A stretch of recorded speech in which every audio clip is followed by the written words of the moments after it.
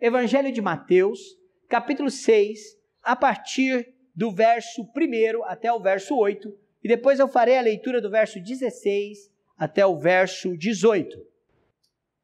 Diz assim a palavra do nosso Deus: guardai-vos de exercer a vossa justiça diante dos homens, com o fim de serdes vistos por eles. De outra sorte, não tereis galardão junto de vosso Pai Celeste. Quando, pois, deres esmola, não toques trombeta diante de ti, como fazem os hipócritas, nas sinagogas e nas ruas, para serem glorificados pelos homens. Em verdade vos digo que eles já receberam a recompensa.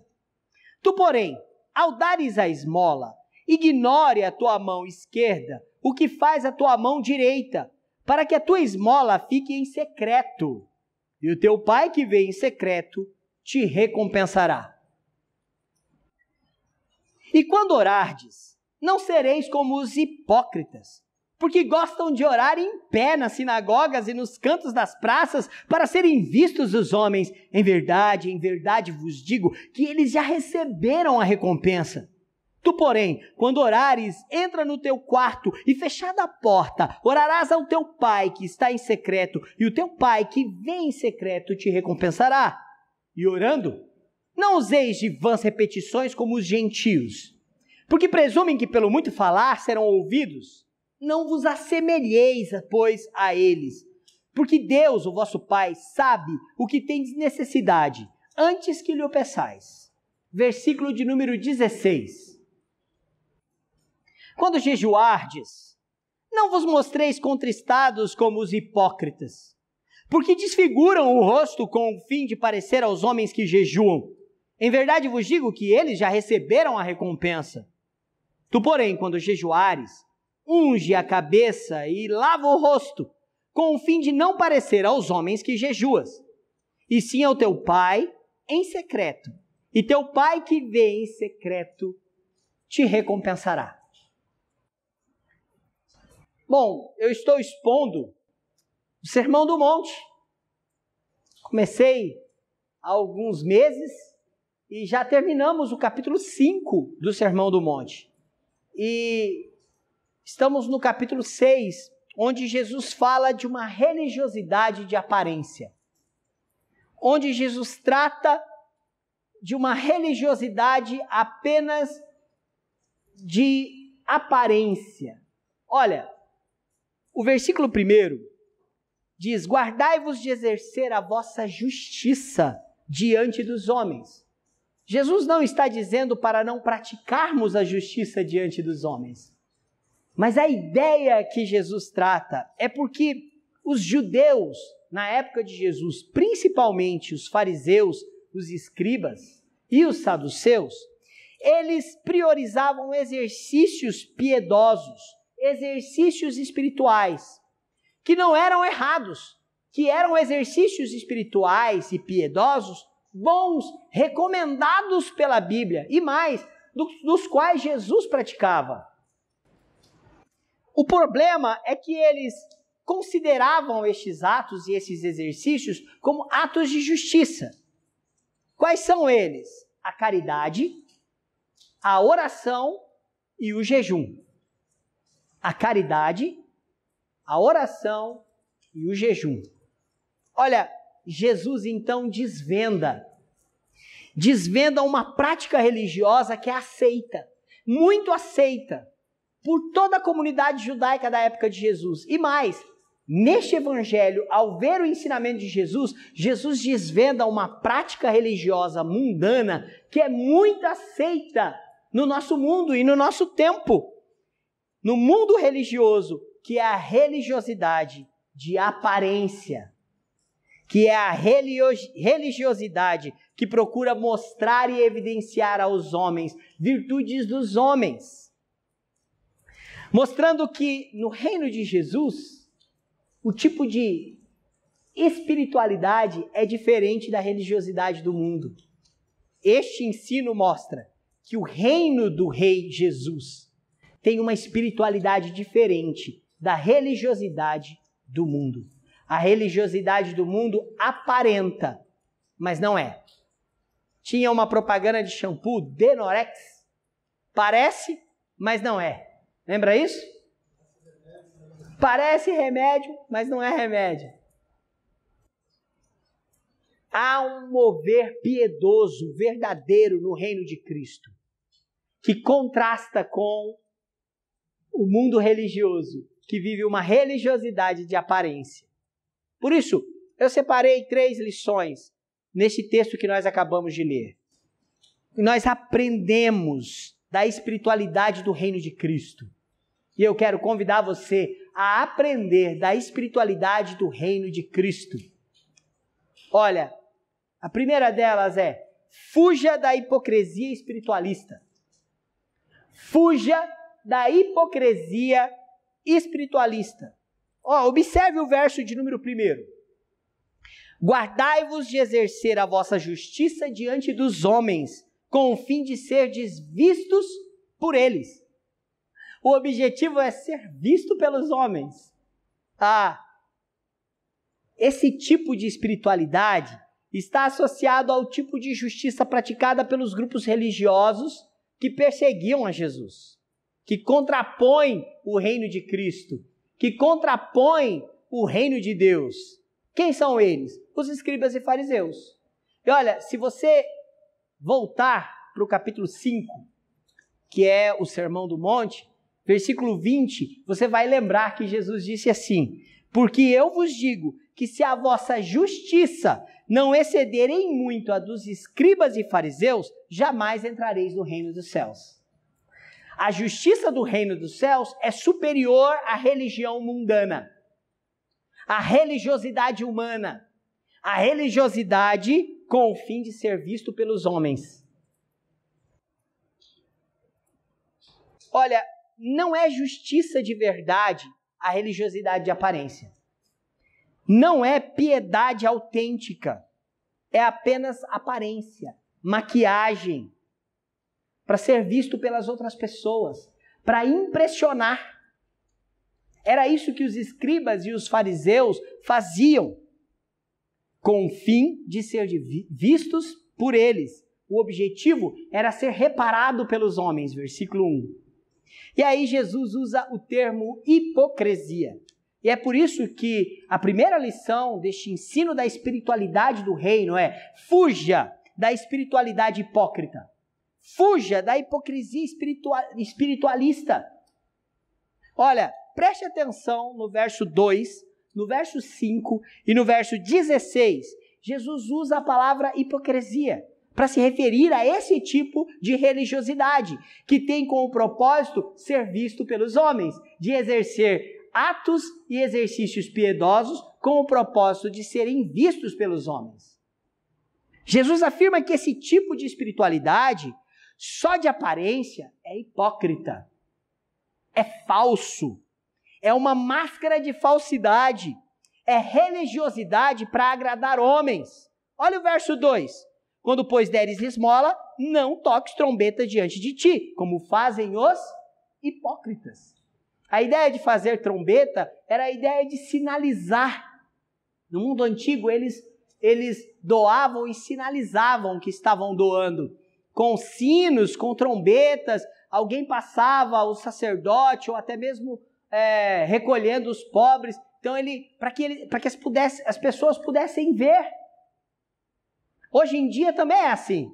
As pessoas doam uma cesta básica e fazem selfie, doando a cesta básica. Percebe como o nosso mundo não mudou? Esses dias eu ouvi um relato de uma igreja, e eu não vou dizer qual, mas da nossa cidade, do quanto ela doou de cestas básicas, do quanto ela fez de cestas básicas, de quanto ela... Esse tipo de coisa, irmãos, não se faz alarido, não se toca trombeta. O diferente é que na época de Jesus era sino e trombeta, na nossa época são as redes sociais, onde as pessoas fazem caridade e filmam, fazendo a doação de um tênis para um mendigo, doando comida para moradores de rua, e fazem isso como um exercício de espiritualidade e de bondade. Você percebe como isso está presente hoje? Com caridade. É possível agir de uma maneira extremamente hipócrita e aparente. O versículo de número 5, agora falando da oração. Jesus diz, e quando orardes, não sereis como os hipócritas. E daqui a pouco você vai descobrir por quê. Porque eles gostam de orar em pé na sinagoga, nos cantos das praças, para serem ouvidos e vistos pelos homens. Olha, e versículo 16, quanto ao jejum. Quando jejuardes, não vos mostreis contristados, abatidos. Não mostre que você está com fome, abatido, porque está jejuando, como os hipócritas. Você percebe que Jesus não alivia no termo, que Jesus não alivia, mesmo sendo uma prática espiritual correta, com um fim errado, com um objetivo errado, com a motivação errada, ele chama de hipocrisia espiritualista. Não é espiritualidade verdadeira, é mundano, é carnal. Eles não estão chamando a atenção para Deus nos seus exercícios espirituais. Deus não está sendo glorificado. Eles estão chamando a atenção para si mesmos. Eles estão mostrando a si mesmos. Eles não estão apontando para Deus. Eles não estão em direção a Deus. Os hipócritas, a religiosidade mundana, de aparência e de que exalta o homem, ela caminha em direção a si mesma. Para a autopromoção. Olha o versículo de número 2, quanto à caridade. Não toques trombetas diante de ti. Eu expliquei agora, né, que é chamar a atenção para que os outros percebessem. Nas sinagogas e nas ruas para serem glorificados pelos homens. Olha quanto à oração. Versículo 5. Porque gostam de orar em pé nas sinagogas e nos cantos das praças para serem vistos dos homens. Olha o versículo 16. Sobre o jejum. Porque desfiguram o rosto com o fim de parecer aos homens que jejuam. Deus não está envolvido nisso. Olha, o mundo religioso gosta e aprova o espiritualismo de aparência. O mundo religioso hipócrita gosta do sistema que promove e foca o homem, porque este sistema religioso é humanista. Ele não está centrado em Deus. Ele está centrado no homem. Pode-se fabricar os status de pseudo-piedade. Pode-se fabricar para impressionar os iguais. Mas esse tipo de religiosidade, a religiosidade da autopromoção, não impressiona a Deus. Dr. Carlson, ele diz, as negativas destes versículos são de fato um bom meio de chegar ao que é supremo e positivo, a saber, a justiça transparente. A verdadeira beleza da justiça não deve ser manchada pela fraude, ainda que façamos isso dentro da igreja. Ainda que façamos isso com exercícios que a Bíblia aprova, que é a oração, a caridade e o jejum. Segunda lição que eu gostaria de destacar que o texto nos traz. A primeira é, fuja da hipocrisia espiritualista, da religiosidade hipócrita do mundo, de aparência, que está centrada no homem. A segunda é, desenvolva espiritualidade no secreto. Desenvolva espiritualidade no secreto. Jesus usa muito a palavra hipócrita, mas a outra palavra que Jesus mais usa nesses textos que nós lemos aqui é a palavra secreto. A ideia de secreto aqui é a ideia de intimidade. E ela tem um propósito. O propósito da palavra secreto é dar valor ao procedimento correto. Dar valor à espiritualidade correta. Então, em segundo lugar, desenvolva a espiritualidade no secreto. Ao contrário dos holofotes do mundo, da visibilidade da aprovação humana, ao contrário da espiritualidade de aparências, é uma vida piedosa que promove a espiritualidade em qualquer lugar, até quando ninguém está vendo. Até quando só quem interessa está vendo, que é Deus. Olha, Vamos voltar para os textos. O verso 3 e o verso 4 fala da caridade, da doação, das obras de caridade e de doação. A doação e a caridade, ela deve ser resultado de uma íntima relação com Deus. Isso me faz amar ao próximo. Olha o versículo 3. Tu, porém, ao dares a esmola, ignore a tua mão esquerda o que faz a tua mão direita, para que a tua esmola fique em secreto. A ideia parece ser exagerada. Jesus usa uma hipérbole, que a sua mão esquerda não saiba o que deu a sua mão direita. Cuidado para não supervalorizar os gestos de bondade, porque você está sendo instrumento de Deus. A mesma coisa é com a oração. A oração deve ser íntima e secreta com Deus. Verso de número 6. Tu, porém, quando orares, entra no teu quarto e, fechada a porta, orarás ao teu Pai que está em secreto. Com isso, Jesus não está dizendo que é proibido orar em público.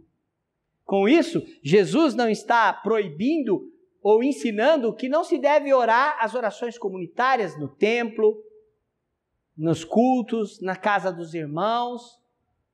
Não é isso que Jesus está dizendo. O que Jesus está dizendo é que a oração em público, ela é fruto de um relacionamento íntimo e secreto com Deus. Porque quem derrama o coração e a alma em oração para com Deus, ele se envolve com este Deus. A oração pública é um resultado da vida comunitária. O que acontecia é que na época de Jesus, na sinagoga, havia o momento da oração, em que era lido o texto bíblico e que havia as orações que as pessoas repetiam na sinagoga. E havia uma competição para ver quem fazia melhor, quem usava melhor as palavras. Jesus não está proibindo a oração pública. O que Jesus está dizendo é que a oração é resultado de intimidade com Deus, secreto. Entra no teu quarto. Por isso, Jesus afirma que é preciso desenvolver a espiritualidade do secreto. Ainda quanto à oração, essa oração não deve ser uma oração cheia de falatórios e de repetições. Não deve ser uma reza.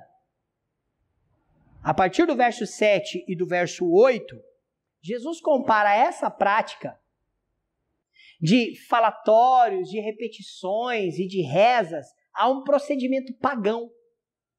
Ele usa a expressão gentios. Olha, versículo 7, como ele diz: e orando, não useis de vãs repetições como os gentios, porque presumem que pelo seu muito falar serão ouvidos. Não vos assemelheis, pois, a eles. Quando Jesus usa a expressão gentios, ele está comunicando aos seus ouvintes que são judeus. Olha, os gentios eram os estrangeiros, são considerados os incrédulos. Este termo é utilizado para o estrangeiro que não conhece a lei, que não conhece a Deus, que não tem a aliança com Deus. É o incrédulo. Então Jesus não se comportem na oração como fazem os incrédulos. Não usem de vãs repetições, não usem de rezas. Não é pelo muito falar que vocês serão ouvidos. Então busque uma espiritualidade no secreto, que promova a intimidade com Deus. A mesma coisa é quanto ao jejum. O jejum deve ser imperceptível aos homens. Não é isso? Olha, verso 17. Tu, porém, quando jejuares, verso 17, unge a cabeça e lava o rosto, com o fim de não parecer aos homens. Você percebe que este padrão espiritual, ele é um padrão espiritual verdadeiro, aprovado, incentivado por Cristo, a prática do jejum, um exercício piedoso, mas que deve ser imperceptível para as outras pessoas. Não deve ser usado com o fim de promoção pessoal. E sim ao teu Pai que está em secreto. Meu irmão, a sua espiritualidade, minha irmã, tem conduzido a sua vida ao secreto, à intimidade com Deus, ao íntimo do coração? Ou você é como aquele pastor? Existe uma história, eu não sei se essa história é verdadeira ou não, talvez o pastor Edson, que é mais experiente do que eu, tenho certeza que o pastor já ouviu essa história e talvez já tenha até contado. A mulher do pastor e os filhos levaram as malas, as roupas e uma parte das mudanças, do colchão, dos cobertores, tudo para a igreja. Tudo para a igreja. E os presbíteros chegaram e estava lá o carro de mudança. Todas as malas da família do pastor, todo mundo, os filhos com cobertor, com um cachorrinho, tudo na porta da igreja. E a mulher do pastor dizendo, olha, eu vou morar aqui. E o presbítero então pergunta, minha irmã, por quê? Por que vocês querem morar na igreja? A casa pastoral é tão boa. Ela fala, presbítero, porque aqui o meu marido, que é o pastor, aqui ele é gentil, aqui ele sorri, aqui ele me trata bem, aqui ele ora com os filhos e com a igreja, ele lê a Bíblia, aqui ele fala sobre exercícios espirituais piedosos, mas em casa ele é ausente, ele é violento, ele é irascível, ele não ora com os filhos, ele não lê a Bíblia. Eu não sei se essa história é verdadeira, mas a verdade da história é que não adianta a gente ter uma espiritualidade aparente, se no secreto e no íntimo nós não a vivemos, diante de quem realmente as coisas importam, diante de quem realmente tudo importa, que é Deus. Intimidade com Deus. Olha, a espiritualidade do secreto é fruto de intimidade com o Pai Celestial, mostrando que existe uma relação filial no reino de Cristo. Os filhos de Deus não precisam de aparência. Eles não precisam da aprovação e da notoriedade dos homens. Os filhos de Deus precisam da aprovação íntima do Pai Celestial. O vosso Pai que vê em secreto. Jesus usa a expressão Pai que vê em secreto para fazer essa relação filial, paternal de Deus conosco e de intimidade. Salmo 51, versículo 6, Davi faz uma oração. Eis que te comprazes na verdade, no íntimo, no recôndito, me fazes conhecer a sabedoria. É no íntimo, é lá no coração que Deus nos faz conhecer a sabedoria. Então, primeira lição, fuja da hipocrisia espiritualista do mundo. Segundo, desenvolva uma espiritualidade no secreto, de intimidade com Deus. Terceira lição, busque recompensa. Busque a recompensa. Mas aí eu te pergunto, recompensa dos homens ou a de Deus? Busque por recompensas espirituais. Não é errado. Mas qual recompensa você está procurando? Buscando? A dos homens? Ou a do Pai que vê em secreto? Ou da intimidade com Deus? Há um dualismo aqui. A narrativa apresenta uma dualidade. Jesus usa isso. Há dois tipos de recompensa. A primeira recompensa é a recompensa já recebida, da religiosidade da aparência, da religiosidade terrena e humana. É a recompensa já recebida. Eu vou ler novamente os textos e vocês vão perceber isso claramente. A segunda recompensa é a recompensa futura, escatológica, porque Jesus usa o verbo no particípio futuro. Te recompensará. O teu Pai te recompensará. Essa recompensa futura aponta para a espiritualidade do secreto, íntima com o Pai Celestial. Olha, observe então essa narrativa construída. Vamos ver primeiro a recompensa já recebida? Recompensa já recebida. Versículo 2. Para serem glorificados pelos homens. Eles entregam a esmola, tocam trombeta, saem na rua para serem vistos, para que eles possam ser glorificados pelos homens. Olha o que Jesus diz no versículo 2. Em verdade vos digo, eles já receberam a recompensa. Quem vive a espiritualidade hipócrita deste mundo de aparência, recebe a glória dos homens como recompensa.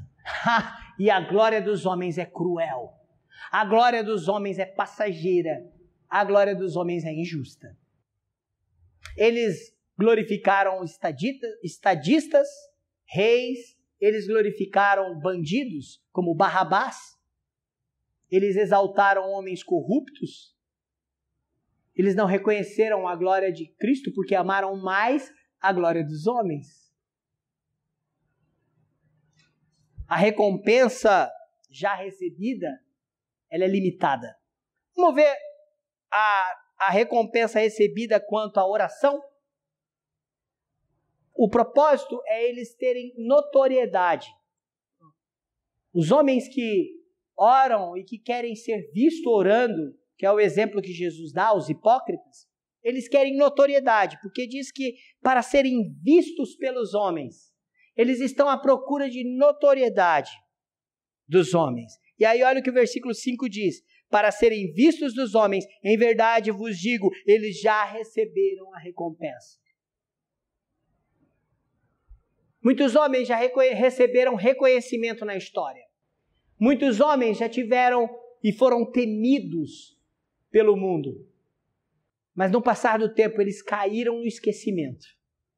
Eles caíram no esquecimento. Cuidado com a notoriedade humana. Pode ser a única recompensa. E uma recompensa passageira, limitada e injusta. Terceiro, exibicionismo para homens. Para impressionar. Tanto a oração que repete com falas, né? Senhor, estamos genuflexos diante da tua presença. Quanto ao jejum, é com o propósito de impressionar homens. Olha o versículo de número 16. Porque desfiguram o rosto com o fim de parecer aos homens que jejuam. Em verdade vos digo que eles já receberam a recompensa. Se é para se exibir, a única recompensa que eles terão é exibicionismo. Mas todas essas coisas são humanas e todos os homens são passageiros. Não há recompensa do Pai Celestial que é eterno. O que antes era feito de uma forma didática, agora se tornou um sinal de ostentação. Olha, a oração pública, ela serve para, inclusive, ensinar a igreja. É uma oração didática. O culto serve de forma didática. O jejum é um sinal visível de humilhação e arrependimento. Pois bem, o que antes era feito para ser didático e um sinal de humilhação, tornou-se um sinal de ostentação da religiosidade humana. Eu me exibo como alguém que está jejuando para parecer espiritual. Bom, vamos falar da recompensa futura?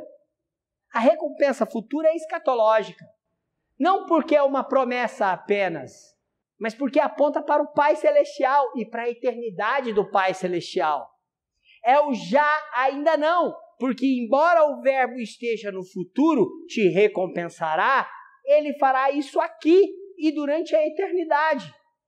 Olha, quanto à questão das esmolas, nós somos vistos pelo Pai Celestial, para que a tua esmola fique em secreto, e teu Pai que vê em secreto te recompensará.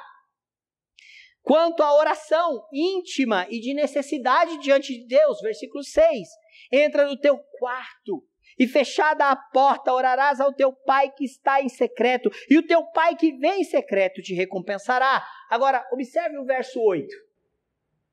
O verso 8, porque Deus, o vosso Pai, percebe como Jesus usa a paternidade de Deus, a relação filial nossa com Deus? Deus, o vosso Pai, sabe o que tendes necessidades antes que lhe peçais. Se Deus sabe de todas as coisas, por que orar? Porque é uma relação de comunhão com o Pai no secreto, no íntimo. A oração é um relacionamento, é um envolvimento, não é uma barganha, não é uma manipulação de Deus. A oração é relacionamento íntimo, de comunhão com o Pai Celestial, que sabe do que precisamos. Terceiro, a aparência verdadeira diante de Deus. Lembra que o jejum estava servindo de aparência para se exibir? O que conta é o que realmente Deus está vendo. Ou seja, é aquilo que aparenta para Deus. Versículo 18. E sim ao teu pai em secreto. Você tem que parecer que está jejuando, é para Deus. Para os homens não precisa. Passa óleo, unge a cabeça, lava o rosto, tira a remela, põe um sorriso no rosto. Porque você não precisa mostrar isso para os homens. Deus conhece a humilhação do teu coração. É muito comum você assistir algumas músicas no YouTube de cantores gospel e eles entram naqueles transes, naqueles mantras de repetições, onde eles mudam a voz para ficar mais piedosos ou parecer mais piedosos e fazer vozinha de choro, com um clima de espiritualidade. Isso não impressiona a Deus. E é interessante, irmãos, porque Jesus está dizendo da recompensa futura. E lá no versículo 1, o primeiro versículo que a gente leu, ele usa uma expressão, galardão. Ele diz, de outra sorte, não tereis galardão junto ao vosso Pai Celeste. O galardão é a recompensa eterna. O galardão é a recompensa da eternidade. A recompensa é futura porque ela é escatológica, porque ela aponta para um reino eterno, que não tem fim, do Pai Celestial. Ela é inaugurada no reino de Cristo e os seus seguidores a vivem. Vivem porque tem um Pai Celestial que vê a doação em secreto, a caridade, que vê a oração no íntimo, que sabe do que precisamos. É uma recompensa inaugurada no reino de Cristo, porque Ele sabe que estamos humilhados em jejum. Mas ela se consuma no reino celestial, no Cristo glorificado, que nos faz estar também com o Pai Celestial. Olha, eu quero terminar o sermão lendo uma frase do Dr. Carson sobre o livro do Sermão do Monte. O Dr. Carson, ele pega tão pesado, mas eu gostaria que você ouvisse a leitura da explicação dele sobre este texto que nós acabamos de ler. Dr. Carson diz, ele nos convida a uma reflexão, uma autorreflexão. O golpe de Mateus 6, de 1 a 18, é humilhante. A exigência da justiça de Mateus 5 agora é complementada pela insistência em que essa justiça nunca deve ser confundida com ostentação de piedade, com fingimento de santidade. A pergunta se apresenta nos termos mais práticos possíveis. Quem eu estou tentando agradar com as minhas práticas religiosas? Quem eu estou tentando agradar com as minhas práticas religiosas? A reflexão sincera sobre essa questão pode produzir resultados muito, mas muito inquietantes. Se isso acontecer, grande parte da solução é começar a praticar piedade na intimidade secreta da presença do Senhor. Olha o convite que o Dr. Carson nos faz através do ensino de Jesus. Eu fiz uma avaliação. Eu estou inquieto. A solução é começar a praticar piedade na intimidade secreta da presença do Senhor. Se suas obras de justiça não são feitas, sobretudo em segredo, diante dele, diante de Deus, talvez secretamente elas estejam sendo praticadas para agradar a outros. Eu vou ler de novo. Se as suas obras de justiça não são feitas, sobretudo em segredo, diante de Deus, talvez secretamente elas estejam sendo praticadas para agradar a outros. Que Deus tenha misericórdia da minha vida. Que Deus tenha misericórdia da nossa vida. E que a nossa prática de justiça e de espiritualidade seja a prática da intimidade com Deus. De uma vida guardada no íntimo, no secreto, vivenciada no dia a dia. E que a gente fuja da glória dos homens. Não significa que não testemunhemos diante dele. Não significa que não preguemos e que não mantemos a nossa vida piedosa diante dos homens. Mas que isso é um resultado da nossa intimidade com o nosso Rei. Que Deus nos mova assim.